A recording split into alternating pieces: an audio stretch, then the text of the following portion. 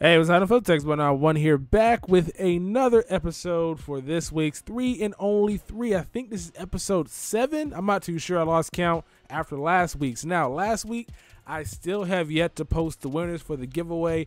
I'll get to that very, very soon. I'm just waiting because I got something in the works. I got cards I want to give away as well with some iTunes credit along with the MSP and the PSN. So stay tuned for that.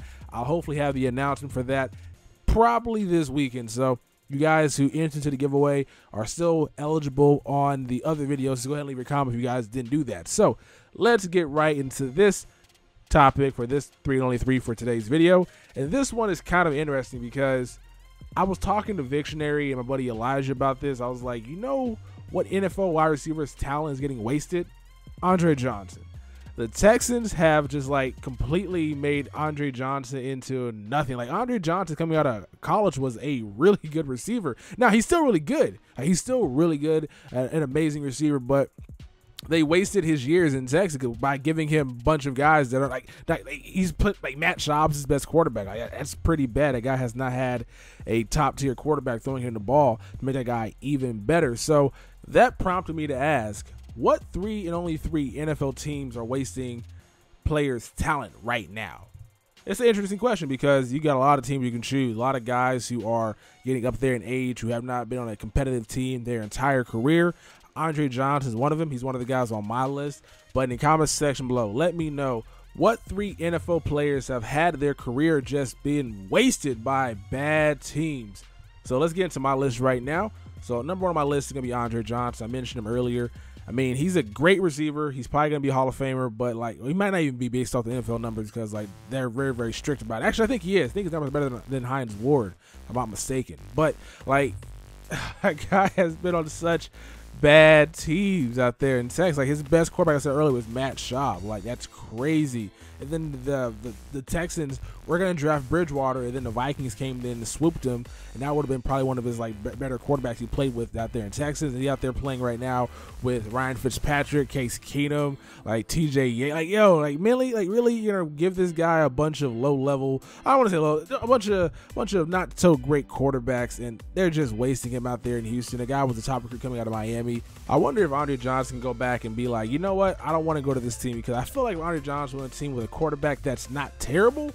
Like he probably would have been in a championship game by now, but like I mean, the Houston Texans have not been in the Super Bowl, and they're probably not going to make it because they have a great defense, some good receivers, but they don't have a quarterback. So Houston Texans, like they wasted Andre Johnson's years, and that's kind of unfortunate for him because that guy could have been one of the greats, but now he is just another guy in the league.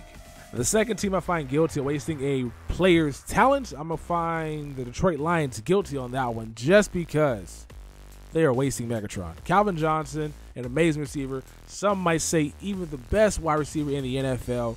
And that guy will probably never win a championship. Now, he's still young. He can win one probably the next couple of years. But, man, they got a lot of issues. Matthew Stafford is not that good of a quarterback. He has a great arm, but other than that, he still makes a bunch of mistakes. Has not won a playoff game yet, which I don't really care about. But like Calvin Johnson on the Seahawks right now, if you were to place Calvin Johnson on the Seahawks right now, he's instantly their best receiver. And I'm like Russell Wilson will have outstanding numbers, and that would not be wasting Megatron's career. Like Megatron's gonna put up great numbers, and everybody's gonna look at the guy the same way they look at Randy Moss. He's a great talent, but does not have any rings because at the end of the day, everybody goes back to the ring discussion. Now I typically don't, but like everybody says Jerry Rice is the GOAT because he has multiple championships. He was the best route runner. He had the best hands out of anybody ever.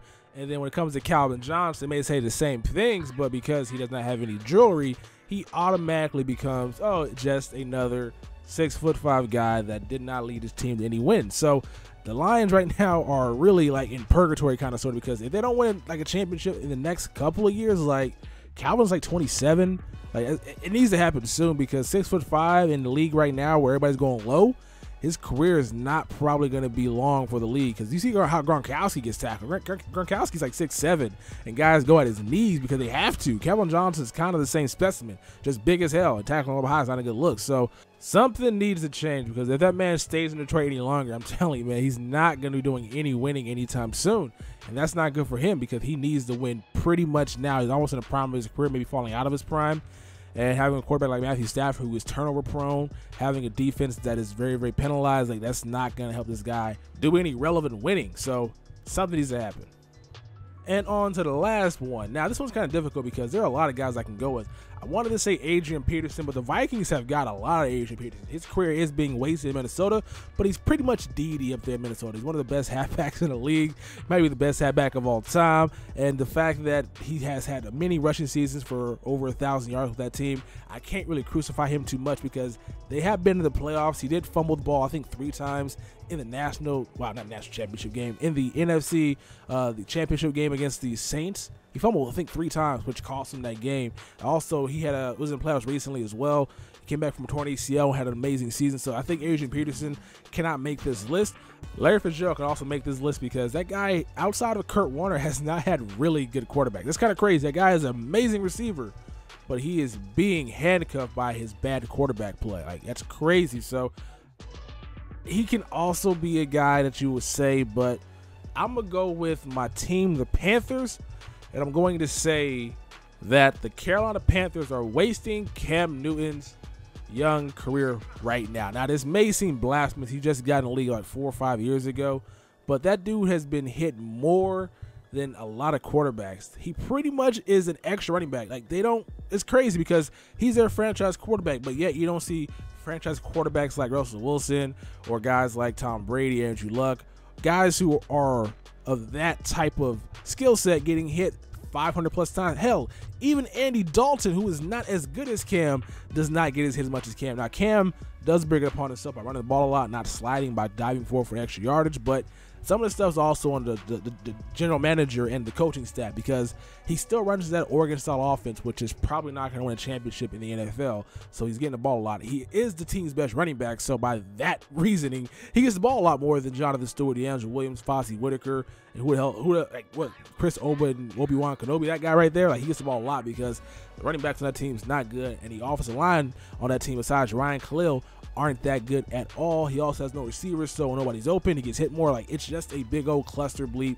and it's taking a toll on Cam. Cam, even though he was athletic when he played against the Cardinals, athletic against the Bengals, athletic against the Saints, it takes a toll on your body, and that all those hits in a short period of time is not good. Now, he is Superman. He did survive a car crash that would have killed probably a normal person, but like, man, it's crazy that they are treating that guy like a battering ram. He's out there doing the most, and it doesn't make any sense to me. So I really wish that the Panthers would change their scheme up because that guy is the future. And those are my only three players whose teams are wasting their talents. If you guys got your own list in the comment section below, let me know. I'll be giving away a 95 style Master Weekly for this video. So if you guys want that chance to win, let me know in the comment section below. I'm the Texas Boy, and I'll catch y'all mother bleepers later. Peace.